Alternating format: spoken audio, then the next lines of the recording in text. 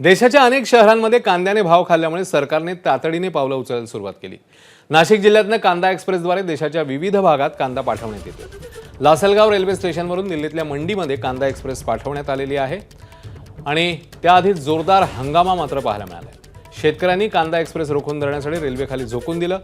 गाडीमध्ये सडलेले कांदे भरल्याचा आरोप यावेळी शेतकऱ्यांनी केलाय। तर कांद्याच्या गुण्या उघडून दाखवा असा आक्रमक पवित्रा शेतकऱ्यांनी घेतला। यानंतर पोलिसांनी बळाच्या साहाय्याने रेल्वे ट्रॅकवरनं आंदोलकांना बाजूला केलंय। तर अखेर पोलीस बंदोबस्तात काही तासांनी कांदा एक्सप्रेस रवाना झाली आहे आणि शेतकऱ्यांना चांगला भाव मिळण्याआधीच सरकारने कांदा एक्सप्रेसचा उतारा काढल्यामुळे शेतकरी आक्रमक झाले। एक्सप्रेस रवाना होण्याआधी कांद्याच्या दरात 350 रुपयांची घसरण पाहायला मिळाली। ही कांदा एक्सप्रेस अडवण्यामागचं आमचं उद्दिष्ट एवढं आहे, दिल्लीला चांगला कांदा घेऊन जा। ह्याच्यात सडलेला कांदा आहे, चांगला कांदा शेतकऱ्याच्या घरी पडलेला आहे, हा जो आहे तो सडलेला आहे। मग चांगला कांदा घेऊन जाण्यासाठी कोणती ट्रेन आहे? आम्हाला या ट्रेनमध्ये चांगला कांदा आहे का? कुठल्या सेंटरवरून यांनी तो कांदा आणलेला आहे?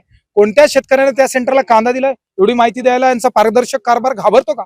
गेली 5 वर्ष हा कारभार घाबरतो आहे। शेतकऱ्याला त्या ठिकाणी माहिती दिली जात नाही, याचे सेंटर्स कुठे खोललेले याची माहिती दिली जात नाही। मग ही ट्रेन कुठे चालली आहे याची माहिती आम्हाला व्हावी, म्हणून आम्ही ही ट्रेन अडवली आहे। दिल्लीच्या शेतकऱ्याला चांगला कांदा गेला पाहिजे, हा आमचा अट्टा आहे। सडलेला कांदा गेला नाही पाहिजे।